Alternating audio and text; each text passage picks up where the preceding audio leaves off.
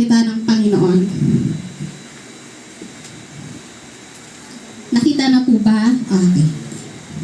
Nang gabi ring iyon, ay pinapunta ng mga kapatid sina Pablo at Silas sa Berea. Pagdating doon, sila'y pumasok sa sinagoga ng mga Hudyo. Mas bukas ang isipan ng mga Hudyong taga roon kaysa sa mga Hudyong taga Tesalonica. Wiling-wili silang nakikinig sa mga paliwanag ni Pablo at sinasaliksik nila araw-araw ang mga kasulatan upang tingnan kung totoo nga ang sinasabi niya. Sumampalataya ang maraming Hudyo roon. Gayon din ang mga Griego, pawang ang mga lalaki at babaeng kilala sa lipunan. Tayo po muna ay manalangin. Panginoon, maraming salamat Lord sa araw na ito, Lord God. Salamat Lord at ginamit mo ako, Panginoon. Nandito po ako sa kaharapan ng aking mga kapatid, Lord God.